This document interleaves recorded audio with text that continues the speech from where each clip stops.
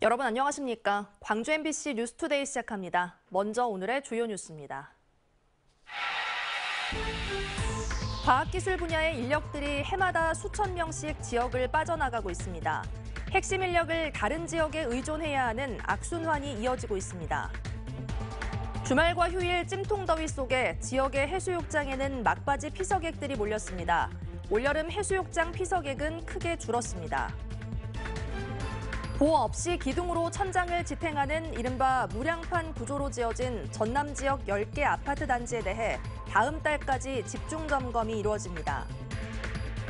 긴급 출동 중인 구급차가 교차로 신호등의 신호를 제어하는 시스템이 시범 운영 중입니다. 광주가 지향하는 4차 산업 대표 도시의 바탕은 과학기술 분야의 연구개발, 또 인재 양성이 핵심입니다.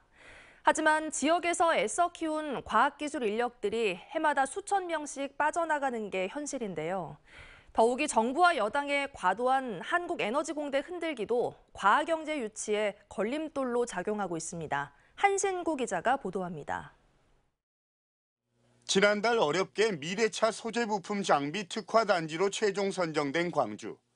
민주화 도시를 넘어서 이제 4차 산업 대표 도시를 지향하며 차세대 먹거리 발굴과 함께 지역 경제 활성화에 초점을 맞추고 있습니다. 그렇지만 그 기반이 되는 인재 양성과 핵심 인력 구축은 아직 갈 길이 멀고 그나마 애써 키워낸 과학 인력조차 지켜내지 못하고 있습니다. 광주 지역 대학에서 과학기술을 전공한 뒤 타 지역으로 빠져나간 인력은 지난 2017년부터 5년 동안에만 13,900여 명. 더 좋은 일자리를 찾아서 서울과 경기 등 수도권으로 빠져나간 인력이 6천여 명으로 전체의 43%를 넘었고 충남과 대전 지역으로 향한 이들도 1,600여 명이나 됐습니다. 좋은 기업들 유치를 해야 되고 나아가서 창업을 시키도록 그렇게 해야 되지 않느냐. 거기에 대한 어떤 지자체 지원이랄까, 정부의 지원, 그다음에 지방을 살리는 하나의 정책의 일환으로서 이렇게 해마다 지역과학 인재의 유출이 이어지다 보니 지역 기업들은 숙련된 인력을 뽑기 위해서 타 지역 인력 시장에 의존해야 하는 악순환의 고리가 반복되고 있습니다. 그렇지만 같은 기간에 광주로 유입된 과학기술 인재는 3,300명으로 빠져나간 인력의 채 3분의 1이 안 됐습니다. 이런 상황에서 갓 자리를 잡기 시작한 한국에너지공대에 대한 정부와 여당의 계속된 흔들기는 우려를 키우고 있습니다. 출연금을 300억 원 이상 대폭 삭감하고 총장에 대한 해임을 건의하는 등 한국에너지공대가 거친 풍파에 휩싸이면서 우수 과학인재 유치와 양성에도 걸림돌이 되고 있는 겁니다. 학생이나 학부모나 다들 이 정부 지원의 어떤 중단 또는 정부 지원의 축소에 따른 우려가 상당히 큽니다. 그래서 대한민국의 미래를 인재를 키울 수 있는 대학으로 성장할 수 있도록 연구 개발과 인재 양성이 차세대 먹거리 개발에 주력하고 있는 지역의 핵심 바탕이지만 정작 애써 키운 인재도 지키지 못하고 타 지역에 뺏기고 있는 게 아프고 암울한 지역의 현실입니다. MBC 뉴스 한신구입니다. 태풍이 지나간 뒤 광주 전남 지역에 다시 무더위가 찾아왔습니다. 해수욕장에는 피서객들이 몰렸지만 장마의 태풍까지 계속 이어지면서 예년보다 피서객이 크게 줄었다고 합니다. 박종호 기자가 취재했습니다. 시원한 바람과 고운 모래가 반짝이는 완도 신지 명사심리 해수욕장. 평균 33도를 넘는 폭염에 피서객들은 바다에서 더위를 날립니다. 모래성을 쌓고 물놀이를 하면서 즐거운 하루를 보냅니다. 모래도 많이 걷고 파도도 잔잔해서 가족들이랑 놀기 좋은 것 같습니다. 바다 태우! 너무 더워서 휴일에 가족이랑 같이 목포에서 처음 와보게 됐습니다. 지금 더운데 물도 그렇게 많이 차갑지 않고 시원해서 너무 좋아요. 올해 전남 지역 해수욕장을 찾은 피서객은 46만여 명, 지난해보다 2만 명 가까이 줄었습니다. 한 달 가까이 이어진 긴 장마의 태풍까지 찾아오면서 피서객들이 크게 줄었기 때문입니다. 손님 맞이를 위해서 엄청난 신경을 쓰고 환경 정비 및 생각 외로 많은 인파들이 피서객들이 안 와가지고 생업에 어려움이 많다라는 말씀입니다. 이구동성으로. 광주 전남 지역에는 당분간 33도를 넘는 무더위가 계속 이어질 예정인 가운데 대부분 해수욕장은 오는 27일까지 운영됩니다. MBC 뉴스 박종호입니다. 여름 더위의 기세가 쉽게 꺾이지 않고 있습니다. 폭염과 열대야가 지속되고 있습니다. 현재 광주와 전남 모든 지역에서 폭염주의보가 발효 중입니다. 오늘 광주의 한낮 기온은 33도 안팎으로 어제보다도 1, 2도가량 더 높은 기온이 예상됩니다. 늦은 오후 들어서는 소나기가 쏟아지겠습니다. 오늘 소나기로 인한 강수량은 광주와 전남에 5에서 30mm가량입니다. 하늘 모습 보시면 현재 우리 지역은 구름 거의 지나지 않고 있습니다. 대체로 맑은 날씨가 이어지겠습니다. 오늘 광주뿐만 아니라 전남 대부분 지역에서도 33도 안팎의 더위가 이어지겠습니다. 날씨 정보였습니다. 광주에 폭염경보가 발령되면 실외 체육시설 이용이 금지됩니다. 광주시는 폭염경보 때는 전면 이용 금지, 주의보 단계에서는 이용을 자제하도록 하는 내용을 담은 폭염 대응 체육활동 세부 기준을 마련해 시행한다고 밝혔습니다. 적용 대상은 시체육회와 장애인체육회, 자치구와 공사, 공단 등에서 운영하는 체육시설들로 프로야구와 축구는 적용 대상에서 제외됩니다. 시각장애인들을 위한 광주 시립점자도서관이 문을 엽니다. 남구 사동에 마련된 점자도서관은 점자와 음성으로 변환된 책을 열람하거나 대출할 수 있는 시스템을 갖췄습니다. 또 점역 교정사, 사회복지사 등 전문 인력도 상주할 예정이어서 지역의 시각장애인들의 편의를 도울 예정입니다. 평일 오전 9시부터 오후 6시까지 이용 가능하며 점자 정보화 기기를 활용한 재활교육, 또 인문학 강좌 등도 마련됩니다. 전남지방노동위원회는 광주 광산구 시설관리공단 소속 팀장급 직원 A씨가 소속 공단을 상대로 낸 부당해고 구제 신청을 인용했습니다. 지난해에도 정직 2개월의 징계 처분을 받은 뒤 노동위원회를 통해 구제받은 이력이 있는 A씨는 소속 공단이 인사심의자료 허위 작성 등을 이유로 올해 5월 파면 처분을 내리자 일방적인 진술에 근거한 파면이라며 구제 심판을 신청했고 노동위원회가 이를 받아들였습니다. 광산구 시설관리공단은 폐기물 수집과 운반, 공영주차장 운영 등을 하는 공기업으로 해당 공단과 광산구는 특정 직원에 대한 징계를 반복했다는 비판을 받게 됐습니다. 아파트 지하주차장에 보호 없이 기둥으로 하중을 떠받치는 이른바 무량판 공법이 적용된 단지가 전남에서 10곳이 있는 것으로 확인됐습니다. 이 공법이 무조건 위험하다는 건 아닌데요. 최근 전국적으로 문제가 된 만큼 전라남도와 국토교통부가 철근 누락이나 균열 등 부실하게 시공된 건 없는지 다음 달까지 점검하기로 했습니다. 유민호 기자의 보도입니다. 지난 4월 인천 검단의 한 공공아파트 주차장. 철근이 엿가락처럼 휘었고 천장 콘크리트가 바닥으로 쏟아졌습니다. 보호 없이 기둥으로 천장을 지탱하는 무량판 공법이 적용됐습니다. 기둥으로만 하중을 견뎌야 하는데 이를 보강하기 위한 철근이 부족해 사고가 발생한 겁니다. 정부는 공공을 포함해 무량판을 쓴 전국 민간 아파트 293곳을 모두 조사하기로 했습니다. 전문 기관을 집중 투입하여 지하 주차장뿐만 아니라 주거동까지 설계도가 제대로 작성되었는지 여부를 확인하고 전라남도는 국토부와 협력해 다음 달 18일까지 안전점검을 시행하기로 했습니다. 전남에서는 총 10개 단지가 대상으로 확인됐습니다. 지역별로는 여수와 무안이 각각 3곳으로 가장 많았습니다. 순천 2곳, 광양과 영광도 1곳씩 포함됐습니다. 국토부에서 안전 전문 진단 기관이 선정이 되면 거기 일정에 맞춰서 저희 전라남도하고 그다음에 지자체에서도 함께 참여해가지고 같이 현장 점검을 하게 됩니다. 설계대로 기둥에 철근이 제대로 보강됐는지, 균열이나 이상 징후는 없는지 등을 현장에서 들여다볼 예정입니다. 전국적으로 철근이 빠진 이른바 순살아파트 명단이 공개되면서 지역민의 불안감도 커지는 상황. 전문가들은 무량판 공법 자체는 문제가 없다면서 이번 기회를 통해 부실 시공 여부를 꼼꼼하게 살펴봐야 한다고 말했습니다. MBC 뉴스 유민호입니다. 2023 잼버리에 참가했던 독일인 여성 대원이 숙박업소 주인에게 폭행을 당했다는 신고가 접수돼 경찰이 수사에 나섰습니다.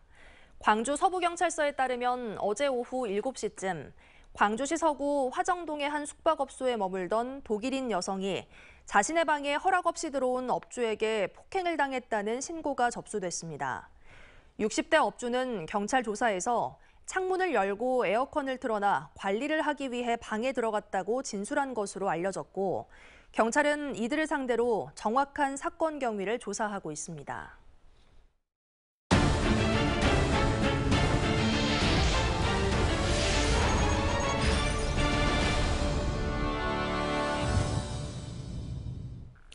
(119) 구급차와 소방차는 골든타임을 확보하기 위해 1분 1초라도 빠르게 현장에 도착하는 게 중요한데요. 그러다 보니 교차로에서 종종 교통사고가 발생하기도 하죠. 최근 긴급 차량에 교차로 신호등을 빨간불에서 녹색불로 바꾸는 제어 시스템이 도입되고 있습니다. 서희령 기자가 취재했습니다. 새벽 시간 전남 나주의 한 교차로. 시내버스와 환자를 데리러 가던 119 구급차가 충돌합니다. 어머니가 확진자예요. 치료하고 싶다라고 이제 신고가 들어와서. 목포의 한 교차로에서도 119 구급차와 승용차가 충돌해 구급대원 등 5명이 다쳤습니다. 구급차와 소방차 등 긴급 차량은 신속한 출동이 매우 중요합니다. 그러다 보니 교차로에서 사고가 자주 발생하고 있습니다. 지난해부터 전남에서 발생한 긴급 차량 교차로 사고는 15건에 달합니다. 많이 불안하고 저희는 또 이제 정말 급한 상황에는 신호 위반도 하고 또 역주행도 이제 해야 되는 상황이 오기 때문에 그런 부분에서는 굉장히 위험한 상황이라.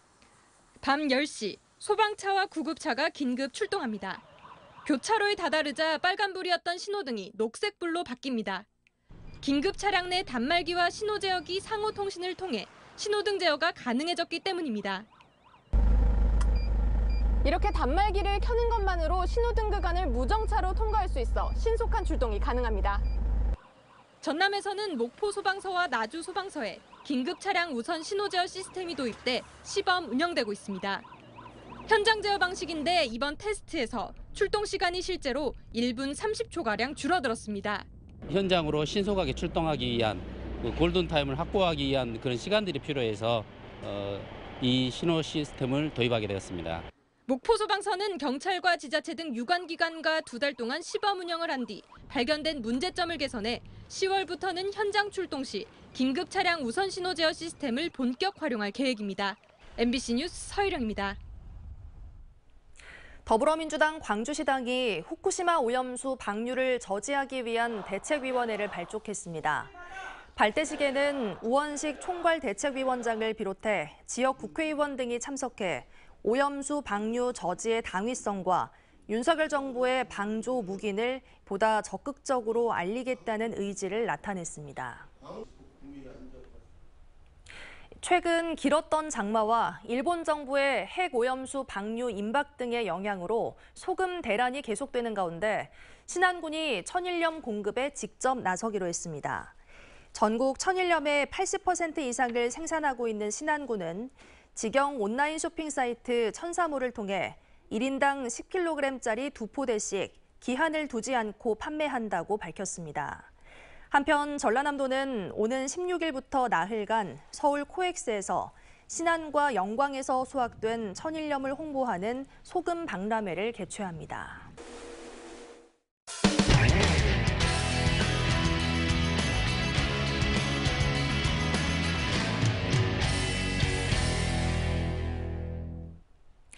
에어부산이 국내 저비용 항공사들 가운데 올해 2분기 최대 영업이익을 달성했습니다. 매출로는 저비용 항공사 4위 수준인데도 이 같은 성과를 올린 건데요. 이런 성적의 이면에는 인력과 비용 감축, 임금 동결 등이 있었습니다. 부산문화방송 이만은 기자의 보도입니다. 올 2분기 국내 저비용 항공사들의 실적 발표 결과 매출액 1위는 제주항공으로 3,698억 원이었습니다. 뒤를 이어 티웨이 항공 2,861억 원, 진에어 2,590억 원, 에어부산은 1,983억 원으로 4위에 그쳤습니다. 그러나 영업이익 부문에서는 에어부산이 339억 원으로 압도적인 1위였습니다. 제주항공이 231억 원, 티웨이항공 196억 원, 진에어 178억 원이었습니다. 덩치 큰 경쟁사들을 제치고 에어부산이 영업이익 1위를 기록한 데는 그럴 만한 이유가 있습니다. 에어부산은 2019년 이래 5년째 임금이 동결되고 있습니다. 그 사이 352명이 회사를 떠났고 직원들의 업무 강도는 높아진 반면 인건비와 각종 비용은 줄었습니다. 반면 경쟁사인 제주항공은 올해 3월과 6월 100여 명의 승무원을 뽑았고 이달에도 신입 객실 승무원을 뽑습니다. 진에어도 지난 2월과 7월 두 차례 채용에 이어 하반기에 120명을 추가 채용할 예정이고 티웨이 항공도 신입사원 채용 공고를 냈습니다. 에어부산만 모 회사인 아시아나 항공의 부실 때문에 투자와 채용이 사실상 올스톱된 겁니다. 때문에 에어부산을 아시아나 항공으로부터 분리해 매각하라는 요구가 끊이지 않지만 양대 항공사의 결합을 추진 중인 산업은행은 분리 매각은 고려 대상이 아니라고 말합니다.